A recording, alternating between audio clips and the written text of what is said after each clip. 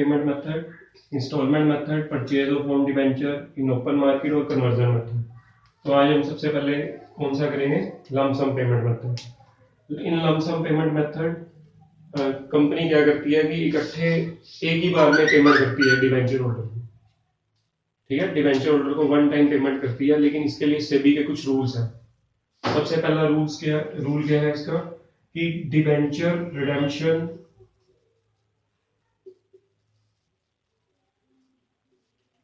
Reserve create करना पड़ता है और इसमें 25% ऑफ डिबेंचर्स जो हमने रिडीम करने हैं, 25% टोटल डिबेंचर का हमने 25% जो है हमने कहां पे डालना है, डिबेंचर रिडेम्पशन रिजर्व में। इसे हम क्या कहते हैं, DRR। और अगर out of profit company redeem कर रही है डिबेंचर्स को तो कितना डालना है, आउट ऑफ प्रॉफिट अगर रिडीम करती है तो हमें कितना अमाउंट DRR में डालना है, 100% ऑफ डिबेंचर रिडीम, ठीक है। अब इसकी जर्नल एंट्रीज है, लेकिन उससे पहले एक और कंडीशन है। वो कंडीशन क्या है, क्रिएशन ऑफ DRI। क्या है DRI? DRI का क्या मतलब होता है, डिबेंचर रिडेम्पशन इन्वेस्टमेंट।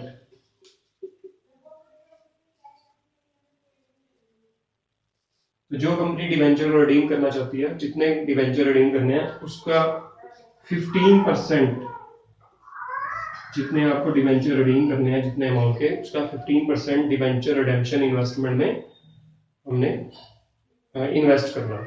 तो इसकी डेट होती है, जिस साल आपने रिडीम करना वो ईयर के 1 अप्रैल से लेकर 30 अप्रैल तक का टाइम है। इस 1 मंथ में हमने डिबेंचर्स रिडेम्पशन इन्वेस्टमेंट में 15% of the debenture redeem transfer करना है, ठीक है। अब ये कंपनी जर्नली इसको 30 अप्रैल को इसमें इन्वेस्ट करती है, और जब कंपनी जिस डेट को डिबेंचर को रिडीम करेगी उस डेट को इस इन्वेस्टमेंट को हम सेल आउट कर देंगे। क्या कर देंगे, सेल कर देंगे मार्केट में, ताकि लिक्विडिटी रहे कंपनी के पास। इसका पर्पज ये होता है कंपनी के पास at the time of redemption of debenture proper liquidity रहे, ठीक है। अब इसकी journal entries,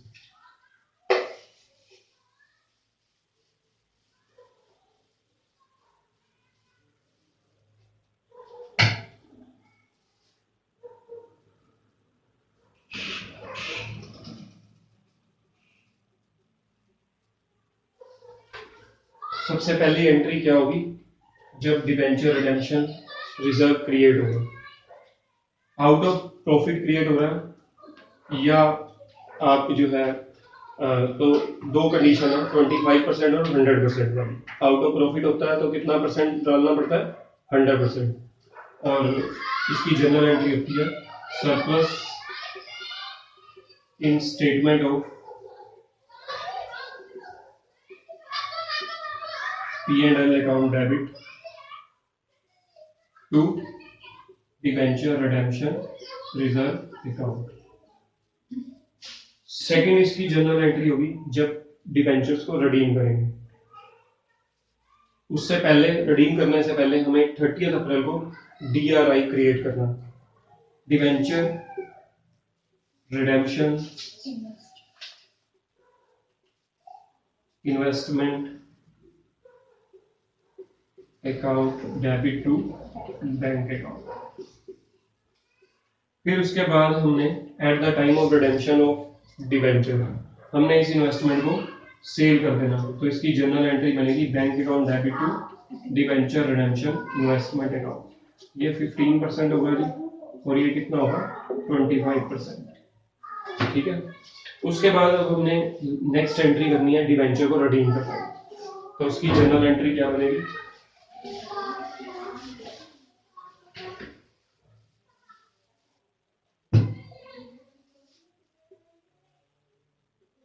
debenture account debit to debenture holder account, और नेक्स्ट बनती है debenture holder account debit to bank account. और लास्ट में हमने क्या करना है कि जब हम डिवेंचर को रिडीम कर लेंगे तो हमने जर्नल रिजर्व में इसे ट्रांसफर कर देना। किसको ट्रांसफर कर देना? Debenture redemption reserve account is transfer to general reserve account. अब इसको एक एग्जांपल से समझाऊंगा मैं, तब आपको और अच्छी तरह से समझ आएगा।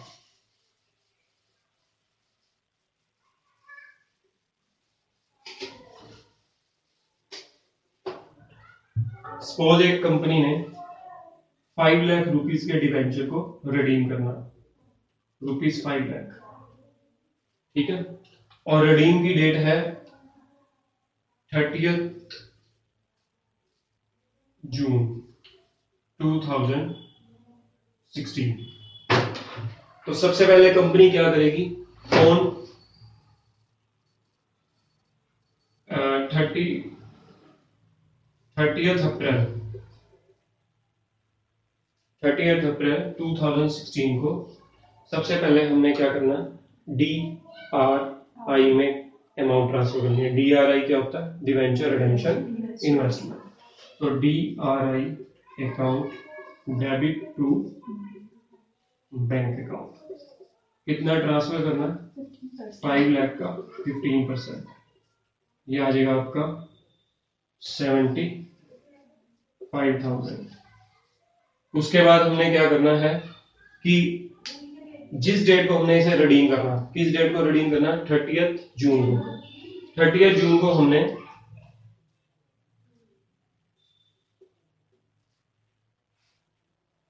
क्या करना है कि इस इन्वेस्टमेंट को सेल करना। Bank account debit to debenture redemption investment account. अब हमें ये देखना होगा कि क्या हमने डिवेंचर रिडेम्पशन रिजर्व में ऑलरेडी अमाउंट ट्रांसफर कर दी है या नहीं करी है। अगर हमने नहीं करी है तो अब हमें before the redemption of debenture हमें एक क्रिएट करना। तो इसकी एंट्री होगी surplus in statement of P&L account debit to DRR account. Amount कितना होगा? 5 लाख का 25% मीन्स 1,25,000। अब हमने रिडेम्पशन की एंट्री करनी है। कौन सी डेट को करनी है? Same date. तो इसकी जनरल एंट्री क्या बनेगी? Debenture account debit to debenture holders account. Amount कितना रहेगा जी? 5 लाख।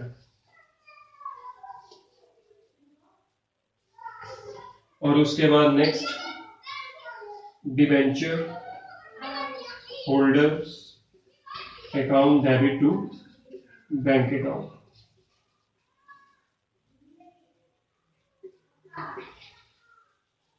और लास्ट में हमने क्या करना है? जो ये DRR आपने क्रिएट करा था, ये कहां ट्रांसफर हो जाना? जर्नल रिजर्व में। तो इसकी एंट्री क्या बनेगी? DRR account debit to general reserve account.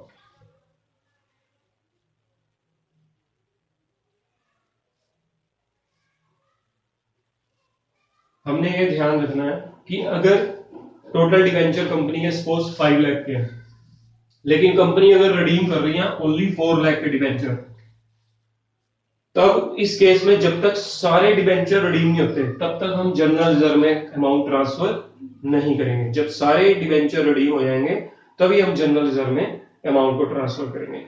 और इसमें एक चीज और ध्यान देने वाली है कि अगर कोई बैंकिंग कंपनी है, कोई फाइनेंशियल इंस्टीट्यूशन है जिसका काम है लोन देना, उस कंपनी को, उस बैंक को DRR में ट्रांसफर नहीं करना अमाउंट। उसको अजम्पशन मींस वो इस तरह की कंपनियों को सेबी ने एग्जम्प्ट करा हुआ कि वो जो है DRR में ट्रांसफर नहीं करेंगे, वो direct they can pay their amount to the debenture holder.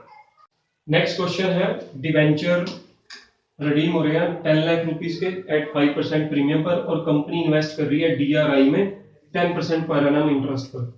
मतलब कंपनी को अगर कंपनी अगर इन्वेस्ट कर रही है DRI में और उसके ऊपर इंटरेस्ट मिला, तो आपने इंटरेस्ट को कैसे कैलकुलेट करना, अगर ये प्रॉब्लम दी हुई है क्वेश्चन में। और हम ये मान के चल रहे हैं कंपनी डिवेंचर को रिडीम कर रही है ऑन 31 अक्टूबर 2016, और सबसे पहले हमने DRI में इन्वेस्ट करना है। कौन सी डेट बनेगी DRI की? 30 अप्रैल 2016। तो इसकी जर्नल एंट्री बनेगी debenture redemption investment account debit to bank account. Amount होगा इसका कितना? 10 लाख का 10%, 15%, 10 लाख का 10% नहीं 15%, कितना बनता है? 1,50,000, 1,50,000 इन्वेस्ट करना। फिर उसके बाद कंपनी इसको eight the time of redemption और डिवेंचर 31 अक्टूबर 2016 को इसको सेल करेगी इन्वेस्टमेंट। तो इन्वेस्टमेंट को सेल करने की एंट्री बनेगी bank account debit to DRI account. अब इस क्वेश्चन में नई चीज क्या है, ये क्यों मैंने शुरू करा? क्योंकि इसमें साथ में इंटरेस्ट भी है, इंटरेस्ट है डिवेंचर रिडेम्पशन इन्वेस्टमेंट के साथ, और हमने यहां पे लिखना टू इंटरेस्ट अर्न। तो आपको इंटरेस्ट कैलकुलेट करना है 1,50,000 का 10% फॉर 11 मंथ। 11 मंथ का ना, 11 मंथ नहीं, आपके मंथ बनेंगे 30 अप्रैल से लेके 31 अक्टूबर तक। कितने मंथ बनेंगे? मई, जून, जुलाई, अगस्त, सितंबर एंड अक्टूबर। 6 मंथ बनेंगे। तो 6 मंथ का आपका इंटरेस्ट कितना आएगा? ये 7,500। कितना आएगा इंटरेस्ट? 7,500। तो आपने जो इन्वेस्ट करा था 1,50,000, वो अमाउंट आ जाएगी DRI के सामने क्रेडिट में, और जो इंटरेस्ट आपको मिलेगा 7,500, और टोटल 1,57,500 आपको इन्वेस्टमेंट को सेल करके मिलेगा। क्लियर है? तो ये इसमें एक नई चीज है कि अगर कंपनी डिवेंचर्स रिडीम करते टाइम इन्वेस्टमेंट में ऐसी जगह इन्वेस्ट कर रही है जहां पे इंटरेस्ट भी आपको गिवन है क्वेश्चन में, तो आपने इंटरेस्ट को कैसे कैलकुलेट करना है? आपने हमेशा याद रखना है जिस डेट को आपने इन्वेस्ट करा वहां से लेके जब आपने रिडीम करना है, उस डेट से पहले जब आप इसको रिडीम करोगे, तो आपने डिवेंचर रिडेम्पशन इन्वेस्टमेंट को सेल करना है मार्केट में, और सेल करते टाइम जितने मंथ बनते हैं उतने मंथ का आपने इंटरेस्ट कैलकुलेट करना। क्लियर हो गया? और फिर उसके बाद मैंने फिर पहले भी बताया था पहले वाले क्वेश्चन में कि DRR जब भी आपने कैलकुलेट करना, उसकी जर्नल एंट्री तभी करनी है जैसा क्वेश्चन में गिवन है। अगर नहीं गिवन है तो आपने 31 अक्टूबर को बिफोर रिडेम्पशन और डिवेंचर आपने इसको ट्रांसफर करना है अमाउंट को। तो इसकी जर्नल एंट्री क्या बनेगी? Surplus in statement of P&L to DRR account 10 lakh का 25%। कितना बढ़ेगा 10 लाख का 25%? 2,50,000। अब एक चीज और आपने ध्यान में रखनी है कि डिवेंचर को हम रिडीम कर रहे हैं 5% प्रीमियम पर। इसका मतलब क्या है कि जब कंपनी रिडीम करेगी तो 5% एक्स्ट्रा देगी, लेकिन आपने DRR का अमाउंट और DRI का अमाउंट 10। तो नेक्स्ट एंट्री बनेगी डिवेंचर को रिडीम करने की 31 अक्टूबर 2016 को हमने 10 लाख रुपीस के डिवेंचर को रिडीम करना है एट 5% प्रीमियम। मैंने पहले भी बताया कि हमने DRI और डिवेंचर रिडेम्पशन रिजर्व किस अमाउंट के ऊपर निकालना है? 10 लाख के ऊपर। और 10 लाख हमने यहाँ पे लिखना है डिवेंचर के सामने, प्रीमियम और redemption of debenture 50,000, 5% of the 10 lakh, और 10,50,000 आ गई डिवेंचर होल्डर। नेक्स्ट एंट्री बनेगी debenture holders account debit to bank account.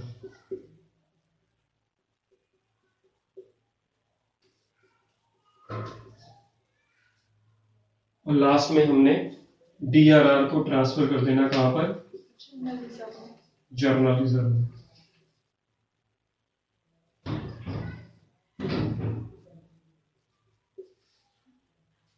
$2,50,000।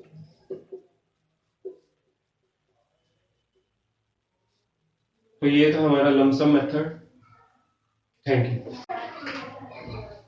Next topic है, अगर डिबेंचर रिडेम्पशन इन्वेस्टमेंट के साथ अगर हमें TDS tax deduction at source tax भी हमें कैलकुलेट करना हो तो हमें कैसे करना है, उसकी जर्नल एंट्री कैसे पास करनी है। बाकी सारा क्वेश्चन सेम होगा, वही वाला क्वेश्चन है जो मैंने इससे पहले वाला आपको एग्जांपल बताया, बट इसमें क्या है कि इसमें 10 लाख के डिबेंचर जो हमने रिडीम करने हैं उसके ऊपर 10% DRI में हमने इन्वेस्ट करा और उसके बाद TDS भी 10% गिवन है।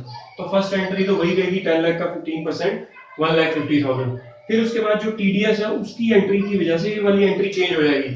जब हम डिबेंचर रिडेम्पशन इन्वेस्टमेंट को सेल करेंगे तो इस एंट्री में क्या चेंजेस आएंगे कि हमें TDS tax deduction at source collected account debit करना पड़ेगा। मतलब जो कंपनी इन्वेस्ट कर रही है उस पर जो इंटरेस्ट आ रहा है उसके ऊपर कंपनी को टैक्स देना पड़ रहा है। तो टैक्स हमें कैसे कैलकुलेट करना है, सबसे पहले तो हमने इंटरेस्ट कैलकुलेट करना है। 30 अप्रैल को हमने इन्वेस्ट करा था और 31 अप्रैल को हमने इसको जो है वो सेल कर दिया है eight the time of redemption. तो इसका इंटरेस्ट बनेगा 7,500 फॉर 6 मंथ और इसके ऊपर टैक्स निकालना है हमने, इस अमाउंट के ऊपर निकालना जितना हमें इंटरेस्ट मिला है, क्योंकि जितना हमें इंटरेस्ट मिलेगा उसी के ऊपर हमें टैक्स पे करना है। तो 7,500 का 10% 750 इंटरेस्ट दिया होता है हमेशा। अगर जो TDS हाँ, इंटरेस्ट अर्न हमें गिवन होगा। जब तक हमें इंटरेस्ट अर्न का परसेंटेज दिया होगा तभी TDS हमें गिवन होगा। क्लियर हो गया? अब हमने क्या करना है, इसकी जनरल एंट्री को कैसे करना है। तो सबसे पहले बैंक अकाउंट डेबिट 1,56,750, देन उसके बाद tax collected TDS collected account debit 750 because it is our expense, हमें ये पे करना। उसके बाद DRI 1,50,000 और जो इतना हमें इंटरेस्ट मिला है वो 7,500। ये अमाउंट कैसे आई है, 1,50,000 प्लस 7,500 माइनस 750 इंटरेस्ट के ना टैक्स के माइनस करके आपका आएगा 1,56,750। ये अमाउंट आ गया। तो क्लियर, समझ आ गया आपको?